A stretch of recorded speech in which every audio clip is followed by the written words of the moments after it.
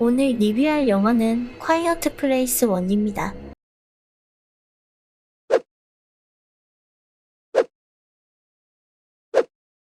그럼 시작하겠습니다.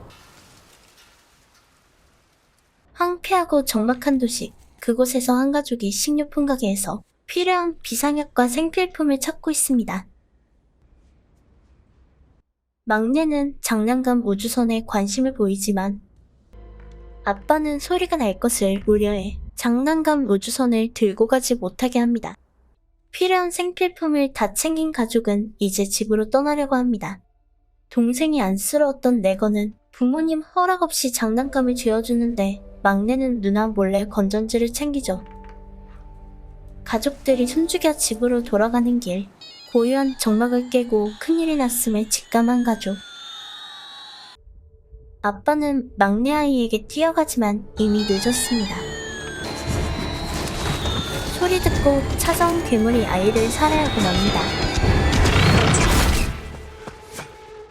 막내가 죽고 얼마간의 시간이 흘러갔습니다.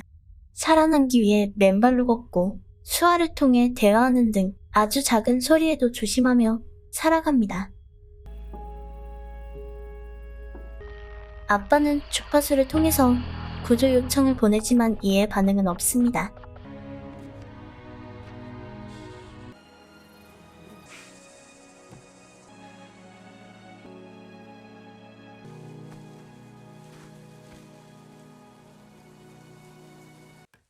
아이를 낳을 준비도 차근차근 합니다. 아이가 울더라도 소리가 밖으로 새어나가지 않게 아이 침대를 뚜껑으로 덮을 수 있게 만듭니다.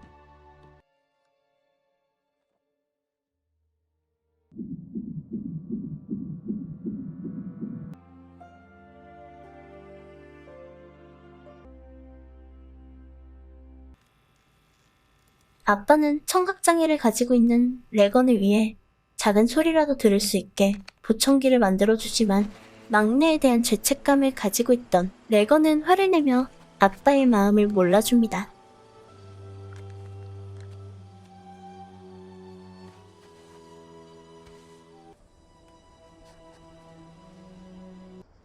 아빠는 마커스에게 생존법을 가르치기 위해 길을 나서려는데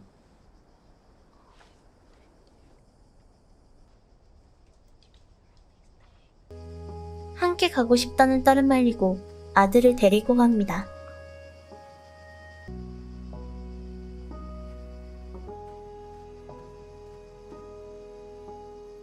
레건은 자신의 잘못으로 인해 동생이 죽었고 이로 인해 아빠가 자신을 미워하고 있다는 생각으로 아빠가 자리를 비운 사이 막내의 묘로 가기로 합니다. 아빠가 만들어준 보청기를 껴보지만 아무 소리도 안 나고 소음만 들리는 것에 실망하게 됩니다.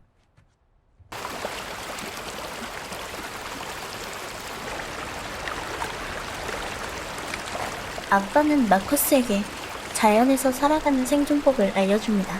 큰 소음 옆에서 작은 소음이 들리지 않는 자연의 이치에 대해 알려줍니다.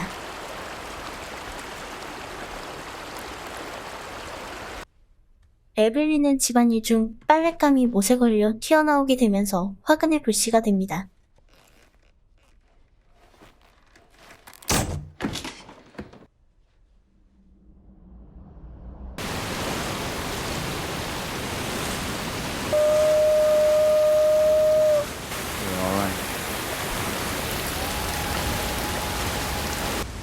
Why didn't you let her come?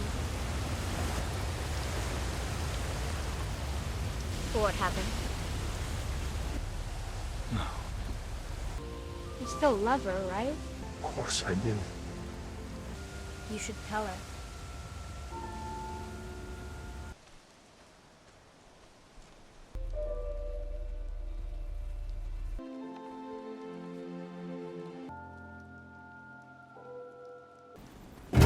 집으로 돌아가는 중 처참하게 죽은 할머니를 바라보며 시체 옆에 서 있는 할아버지.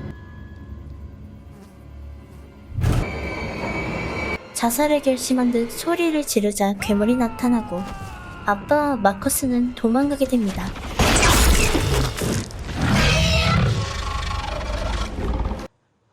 가족이 모두 집을 비운 사이 엄마의 진통이 시작됩니다. 에블린은 준비해둔 지하 분만실로 내려가는 중 계단에 박혀있던 못에 찔려 액자가 깨져버립니다.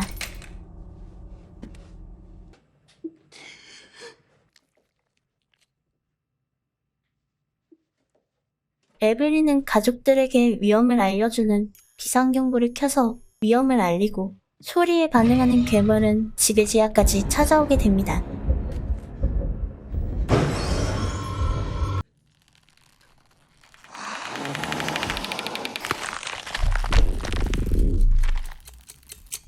알람 소리로 유인하여 무사히 위기를 모면하게 됩니다.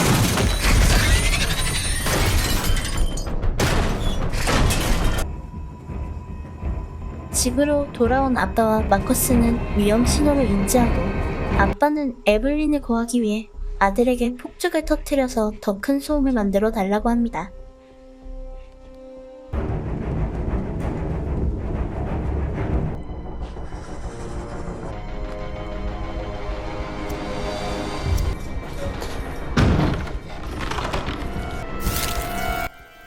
폭죽이 터지는 순간 에블린은 참았던 소리를 지르고 아빠는 집으로 달려가 에블린을 구하려 가죠.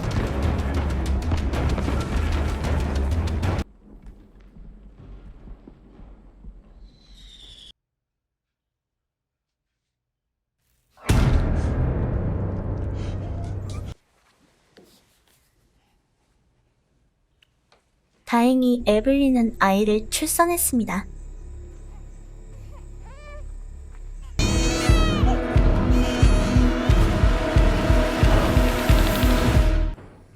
아빠 에블린은 태어날 아이를 위해 준비해둔 상자에 숨겨 울음소리를 막습니다.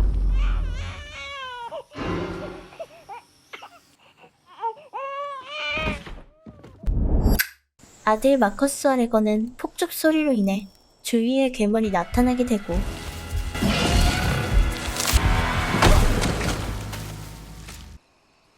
레건에게 괴물이 나타났지만 아빠가 준 보청기에서 나는 주파수의 소음으로 괴물은 도망가게 됩니다.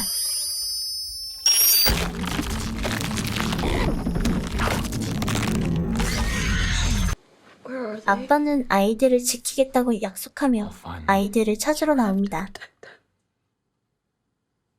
Promise me.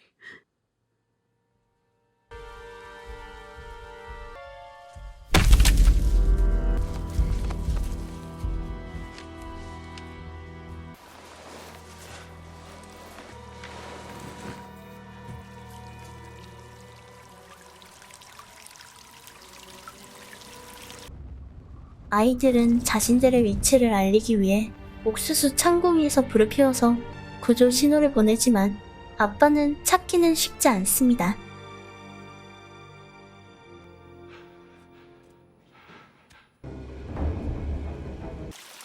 괴물의 습격으로 수도관이 터지게 되면서 지하에 점점 물이 차기 시작하고 위험을 감수하면서 아이를 구하고 물소리로 인기척을 숨깁니다.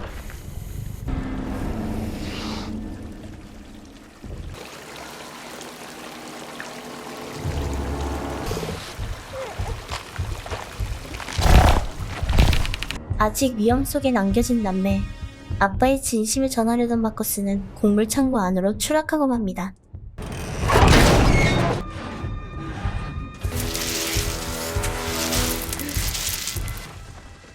레건은 동생을 구하려 안으로 뛰어들죠.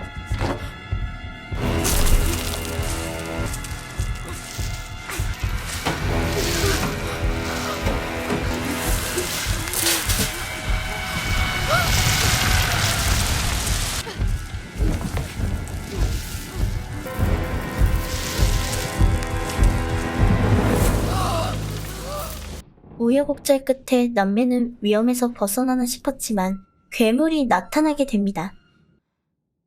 위기의 순간, 리건의 보청기에서 나는 주파수의 소음으로 고통스러워하며 도망가게 됩니다.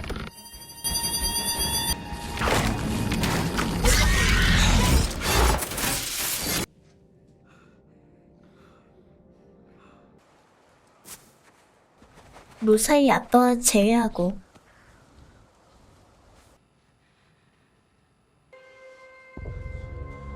함께 도망가던 중 괴물의 인기척을 듣게 됩니다.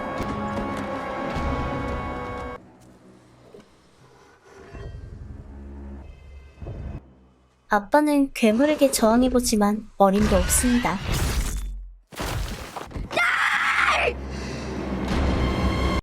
괴물은 남매에게 달려들어 차를 부수며 아이들이 위험한 상황에 처하게 됩니다.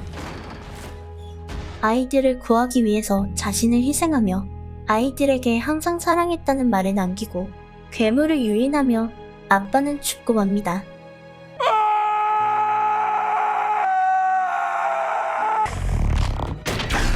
마커스는 그 틈을 이용해 차를 움직여 집으로 도망치게 되죠.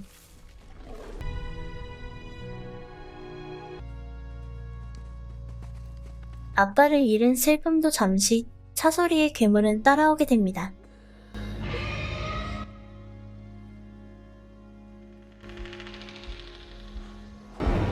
지하실에 숨게 되는데 그곳에는 아빠가 괴물에 대응하기 위한 연구의 흔적과 가족들의 사랑이 고스란히 남겨져 있었습니다.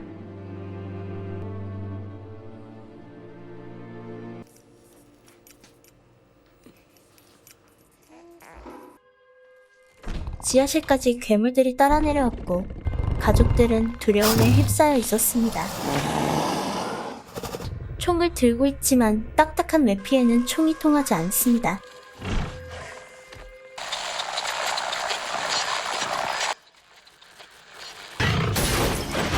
그때 레거는 괴물들이 기계음에 이상 반응을 보이는 것을 보고 그것이 약점임을 알아채게 됩니다.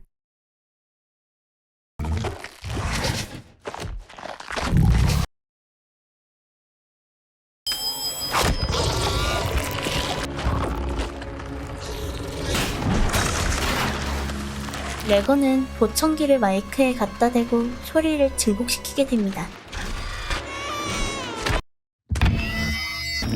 괴물은 고통스러워하며 쓰러지고 외골격이 벗겨지게 됩니다.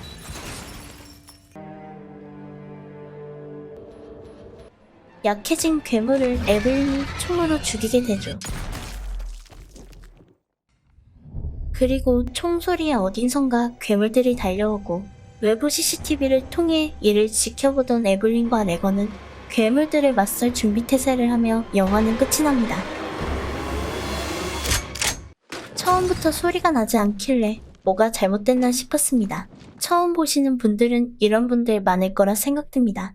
실제 부부, 실제 청각장애를 가진 연기자가 출연해서 더욱 인상 깊은 영화였습니다. 영화는 제작비 대비 15배 흥행 수익을 기록했다 합니다. 지금까지 봐주셔서 감사합니다.